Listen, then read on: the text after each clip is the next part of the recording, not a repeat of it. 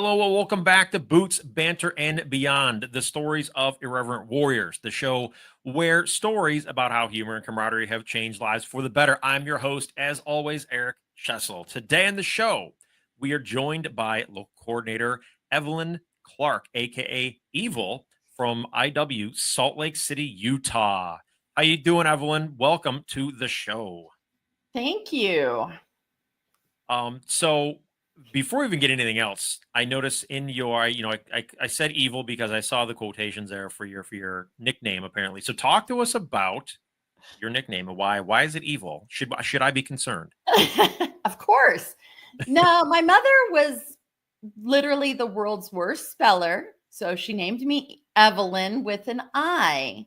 So I'm evil. She tagged me. I just live up to it. So is that like, you could totally do, and I just thought of this, like Evilyn from He-Man. Exactly. Oh, that's awesome. Like I kind of dig it now. Ah, and people don't forget my name after I say I'm evil. That's true. That makes it very, very difficult to, hey guys, you see that girl over there? She told me her name is Evil. And so like people are gonna, Exactly. it's easily recognizable. Yeah, that's a thing. Yep. And as veterans in our memory, it's like, oh God, what was his name? So I'm evil. I live it. Right. And I mean, and that's fine. It's short, it's easy to remember. I mean, even Marines can remember that, right? So I think we'll be all right. Well, I mean, we gotta give him that much, right? okay. It's all right. Okay. Speaking of the Marines, I know you're not a Marine yourself, but before we get into your Silkies hike and talk about all that, we want to know more about you as the person. So tell us about your branch of service, your job title, etc., and all that good stuff. Well, I was part of the Uber. I was a second class petty officer, aviation electrician in the Navy. Okay. I'm an FOG. So I was 86 to 94. I spent time on a carrier. I was stationed in Jacksonville, Florida, which when I joined, I grew up in Eastern Oregon. I didn't even know how to spell humidity, let alone what it was. And I got sent to Orlando and then Jacksonville. Oh. Yeah. Crash You went course. from the you went from the dry heat right to the humid weather like that. Yes. Yes, absolutely. So give us a little bit of what you did on a daily basis for your job in the Navy. Well, and I learned a lot of lessons with the military. I break all the molds. I went in undesignated. Okay. Which nobody should ever do, but it worked out for me.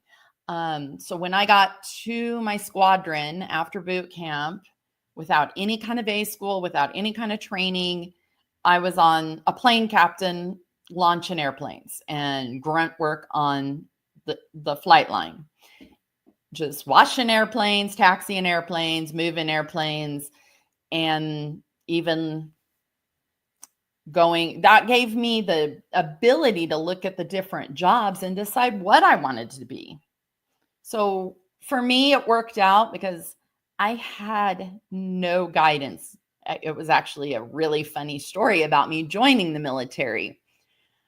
So I didn't know what I was doing. I jumped and landed. And then Nothing wrong with that. yeah, that's kind of the story of my life, I think. But I learned the electrician part of it, and I was on S3s for the first enlistment, and then after about halfway through the second enlistment, I got transferred to P3s. So the first enlistment was a lot more exciting because we did go on aircraft carriers, because those nuggets need to learn how to launch off of an aircraft carrier and how to catch the wire coming back on. So I've had those kind of excitements. And, I studied hard and made second class an E5. So I did something right. Nice. So what do you do? What do you do outside of the military now that the military thing is done and gone? So what do you, I mean, how did that translate into what you do now at all? Somewhat, yes. I kind of bounced around for a couple of years, but then I I got hired at the post office, who supports or at least encourages veterans. We do get a little bit of a preference for being prior military. So, and my time counts towards my retirement. So that's always a bonus. So Yes. I waste those 8 years. They are counting towards my retirement. And I went into the maintenance department at the post office. So for several years, I worked on the machines that sort the mail. And now I manage the crew that works on that. So I stayed in a maintenance type position. Okay. Well, so all right. So you work for UPS and all that. So how did you? No, how did you find out? No. I work for USPS. USPS. Sorry, sorry. We don't care about what Brown can do for you. We're USPS. Right. So, all right. So working for USPS, how did you find out about IW? That's funny because it was one of my buddies at work that was Army, and he was like, "Hey, have you heard of this Irreverent Warriors?" And I was like, "No, what's that?" And he told me, "Oh, that's this group," and showed me a video. And we had tried to go to a couple different hikes. Being in Salt Lake, we had missed the 2023 hike. So we were talking about maybe we'll go up to Boise. It's 6 hours away, but no big deal. And then stuff happened and we didn't get to go to that. So then him and I were supposed to go to 2024 Salt Lake. We were registered. Well, shit happened and he didn't get to go. So he called me at getting ready to go to the meet and greet. And he's like, well, I got word that he wasn't going to make it. And so I was like, I don't know anybody. But I said, what the hell? And I went, and the rest is kind of history because now I'm leading it. So May of 2024 was my inaugural hike. Okay. So how did you go from going to a hike for the first time to becoming the local coordinator a year later? Well, at the meet and greet of 24, I was like, well, I don't know. I might come tomorrow, but kids are in town and I got this going on and I got that going on. And several people were like, you aren't going to leave once you get here. You're never going to leave. And I'm like, yeah, whatever. And then the next day I came and I went to the hike and I was hooked. Throughout the hikes. Somebody just kept saying, told you so. I'm like, shut up. Told you so. Shut up. And then I was just hooked. And then I did 3 hikes in a month's time. So I did Salt Lake. And then a week later, I did Casper. And 2 weeks later, I did Spokane. And I was like, okay, I'm in. And so I sent off leadership. I had Tiffany Ray with hike support coordinator vouched for me. And they kind of said, okay, let's put her through. The local here was getting married and they said, maybe you have other things going on. Maybe you could be co-hike coordinators. And then he stepped down and I've got it. Yeah, you do. You got it. Yeah. Just woosah. Woosah. It will be what it will be. So, all right. So I guess the follow-up question then for that is, what made you want to become a local coordinator? The tribe. Finding my tribe and the love and support and knowing I'm getting ready to retire from the post office. I knew I'm not one that's just going to sit around. And I was like, okay, I need to find something that I can put my time into once I retire. And this was just like an automatic fit for me. I was like, okay, this is it. And I can see, because I like to help people even at the post office, I go around and I'm like, you're a veteran. Do you know this benefit you have? Do you know this benefit? Have you heard about this? And I'm always asking the veterans at work, do you know about how to buy your leave back? Do you know about your, wounded warrior leave? Do you know about any of this? And I usually get blank stares. And so then I'm like telling them how to go about it. So it felt like an immediate passion to help veterans. And that's commendable, because we, a lot of us in these roles, that's why we jumped into it, is because we want to help. It's Right. the mission is a big part of it, having passion for the mission and what the organization stands for and everything like that. But the ultimate desire to want to help our fellow brothers and sisters is huge. It is. And for me, that's what gives me fulfillment. It gives me the purpose to come out of the dark times and to not isolate, because it's like, oh, I got to do this for somebody else. Yep. So I guess piggybacking off of that, like, what is your why? Like, why do you IW, as it were? Ooh, that's a big one. Helping the other veterans. And here in Salt Lake, we have a lot of other programs, and I'm big on, it's not mine. How can we support each other? Right. Because it's not a fit. Like we saw at leadership, maybe you don't fit. I'm not qualified to be part of the DFW or VFW, because I didn't serve during combat. So I'm not a foreign war veteran. Got it.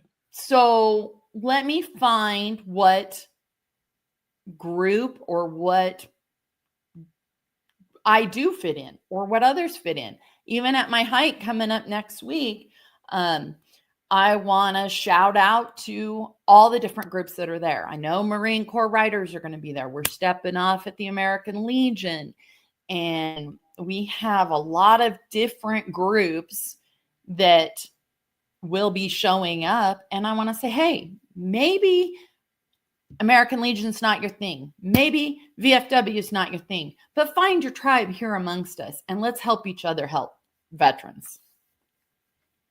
Nice. Awesome.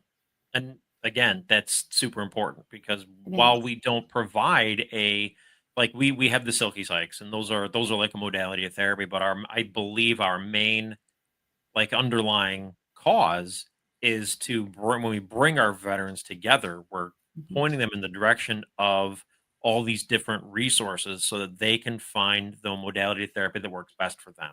Come out to the Silkies Hike. You're going to have a great time, but also understand that we've got over here, we have acupuncture therapy, we've got equine therapy, we have massage therapy, we have breathing therapy. Like, we have all these different things that we want to expose you guys to. And so the way we do that is we bring you guys together and provide those options for you. Exactly. And I always say, I'm not everybody's cup of tea or shot of whiskey, whichever you prefer, but let's find who matches who. Right. Yeah. Absolutely. Oh, and I didn't mention cold plunge therapy. That's I did that that's the thing about IW. It has definitely given me the confidence to try things that at my advanced age I wouldn't and hadn't. This is my first ever podcast. So yeah, cold plunge. I got in the tub. So the love and support of all the LCs, of the community, is what has definitely, touched me. And not in a weird way. Right. Not without consent, right? Exactly. Well, because that combat outpost, having everybody, I'm loving right now the fact, if you're paying attention to the combat outpost page or our leadership page, that everybody all of a sudden is going out and buying these cold plunge pods or something like that, because everybody was exposed to doing the cold plunge if they wanted to at combat outpost, and so now people have experienced it and enjoyed it, and now you've got a fraction of people that are going out and buying the pods and stuff like that, so that they can do the stuff at home, because they recognize how they felt afterwards. So Right. it's awesome to see. I love it. It is.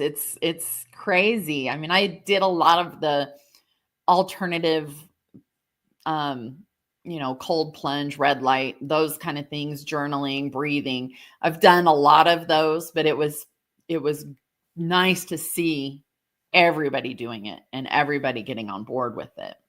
Yeah. Do you do journaling? I do journaling, not Yeah. consistently, but I know when I start spiraling is when I'm journaling like every night. Okay. No, I recently started doing it because I recognize like that, when you it's and I think I talked about it in the emotional intelligence class that I had where we talk about journaling, where it was the fact that you're able to take and you're able to write all the things down that you can't say to somebody, or Mhm. when you see a post on social media that you not get triggered by, but something like you want to write out a snappy or pity response, and you write all that out, but then you delete it because you got that all out of your system. Like journaling, like has that's what that is for me. Like I type all the things out and I can leave them there, but now I've woosad. I've gotten that out of my system now. No, I don't. Now I'm good. I can move on. Yeah. I even do it like if a text triggers me and I'll type it all out and then set my phone down and walk away or just put it in my pocket and be like, don't send that until you've had it. And then yeah, like you said, you come back and you're like, okay, I'm over it, and delete it and you feel better. Yeah. It's an invaluable tool. It People really. might think of it as like I have to keep my like dear diary, like I did this today. Like it doesn't even have to be that. You can literally just type out or write out like angry rants of paragraphs of Mhm. just expletive things that you want to do to people and or things and stuff and get it all out of your system, and then you just feel better because you literally got it all out. So My husband passed away 5.5 years ago. And that first year, I journaled every single night. Some days it was just, hey, this is what I did today. But it was my connection with him. And there was days that it was like, this shit sucks because you're not here. But it really was therapy for me through that.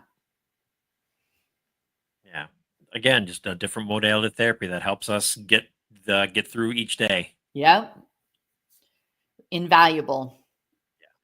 And I am sorry for your loss. Thank you.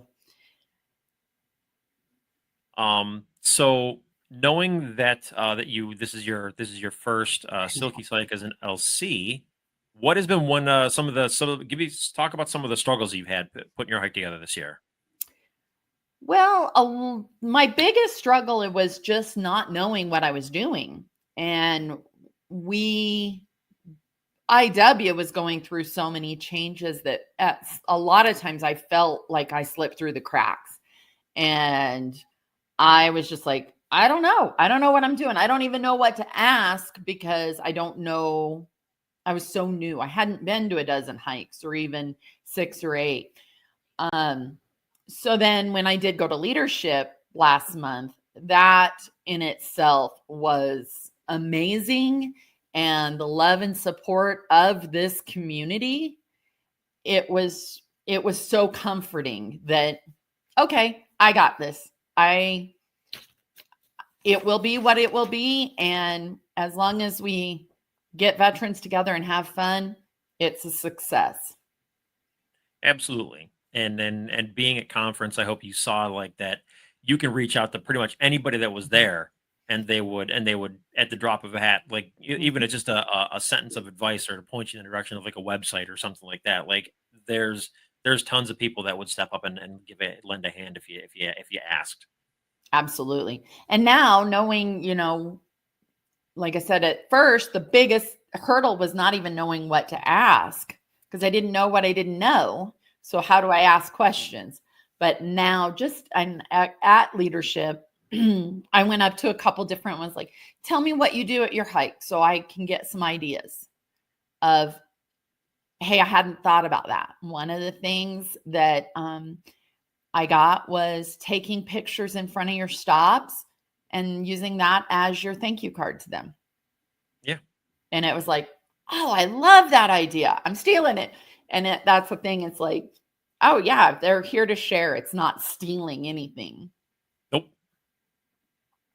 So talk about your hike and all that. So what juice can you give us for your hike? What can you don't give us everything, don't give everything away, but what can you tell us about your hike? Um, we're gonna have swag bags of fun for every hiker. A few games along the way, some that are old favorites, some that I just recently found, and lots of laughs, and w- forever friendships. That's Nice. that's one of the things I've seen through IW the year I've been with it, that it doesn't matter where you're at, you can reach out to the local page and you will have somebody that will lend you a hand or say, "Hey, yeah, you're in town. Let's meet for drinks," or let's, go to. I had an off track a little bit story. Someone from Houston was traveling through with his daughters, and he just got on our local page and said, "Hey, I'm traveling through. Is anybody available to get together?" And it was like, hell yeah! I'd never met him before, but we stopped. We went to a local event and made connections, and that Nice. for me is so amazing to do and to be part of. Nice. I love that. People traveling and everybody's kind of Yeah. open up their hearts to everybody else that's coming through and whatnot, and just kind of being there for each other. It's always nice to see. It is. It's very heartwarming. So how long is your hike distance wise? 8.5 miles. Ooh, that's not bad. I hope not.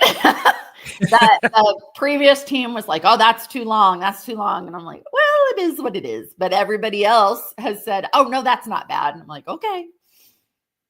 I think mine's about 8.5 miles. Mine is usually in between 7 and 8. I think is usually kind of what we've always kind of done. I mean, some hikes I've seen them be like 10, 11 miles, which I think is kind of nuts. Yeah. Um, but I mean, I've seen some that are only like 5 or 6. So it all depends on where you're going and what you're doing throughout the day. And as long as you got stops and stuff like that, and people can take a break, it's not like it's an eight, an 8.5 mile ruck march where there's no Right. stops and stuff like that. There's going to be breaks. Everybody's going to be fine. And that's it. It's like, yeah, we go about, I think the longest stretch is the last stretch, and trying to find here, even though it's very, outdoorsy. But when you say hike in Utah, people think you're going up, a 10,000-foot hike. And it's like, no, no, no, no, no, no. This is an urban stroll. And we're going at a nice, easy pace. And we do have stops, we have games. So yeah, that's been a trying to change the perspective from the norm here. Right. Well, that's good. Yeah. Um, if you were talking to somebody, like if you just met somebody out, if you were out at a bar, you were out, at another event, not necessarily an IW event or anything like that, and you came across a veteran and you're telling them about IW, and they were kind of like either they had heard about us or they hadn't heard about us. What is, what do you say to draw them in to get them to come out either to just a regular vet together or the Silkies hike in general? Like, what's your spiel? So I tell them, just come out and take a test drive. The hikes, the vet togethers are veterans supporting veterans. So it's a safe spot for you to be, your dark humor that civilians don't understand, or even your family may not understand. Come out and you will feel welcomed. You will make a connection with someone. At some of my vet togethers, I've had people say, "I needed this." And I just use that as motivation for others. It's like, just give us a try. Just come out and try it. You won't regret it. Excellent. I think that about wraps it up. Hopefully your hike goes as well as you hope it's going to go. I think it's going to be just fine. You might have a little bit of nerves, with your first you being your first Hike as an LC. But I think it's going to be great. I think you're going to have a great time, and I think it's going to be a huge success. Well, and that's what a longtime LC Mark Metzer told me. He goes, it will be a success if veterans show up and have fun. So don't worry about it. And so during leadership, that's what I was like, okay, that's the comfort I needed. You know, it might rain that day. My HSC sent me a message today. It's supposed to rain. I'm like, we're far enough out that they can't forecast that. And if it does, it does. We play in the rain, you know? Exactly. So it won't be snow. Hopefully. Hopefully, knock on wood for that, right? So it will be what it will be. I'm confident it will be a success. And other people told me too, you know what? The hikers don't see the chaos that you as the LC see. So don't worry about it. Yep. So. Yep. They don't get to peek behind the curtain. They have no idea what's going on backstage. Exactly. Thank heavens. Do you have any final words of wisdom for our viewers? Get involved. If it's just as a hiker, get involved. If you can be part of the team, I promise you it's rewarding. If I can do it, then anybody can do it. And you will reap the benefits of the connection. That's a good one. I like that. Thank you. Well, and I guess there you have it. We want to thank Evilyn for spending some time with us today, or should I say Evilyn? I kind of like that. Evilyn, I like that. I do accept He-Man, Evilyn dolls. So I have one that I'm waiting to get picked up. So nice. Well, thank you so much for coming out and hanging out with us for a little bit. Really, really appreciate it. And thank you, Eric, for doing this and, giving us an opportunity to step out of our comfort zone a little bit and do things like this. Just a little. Just a little. And doing things like this and growing and sharing this message. Absolutely. That's the whole purpose. That's why, that this whole podcast was started, was that, hopefully this reaches veterans and people, even supporters that hadn't heard about the organization or have heard and haven't really wanted to get involved. These interviews and stuff like that all around the country will be a guiding light for them to come out and experience what we have to offer. Yes. So with that, thank you all for listening and tuning in. Be sure to share this episode far and wide so we can bring a little humor and camaraderie to anybody who might listen and watch. So until next time, stay irreverent, my friends.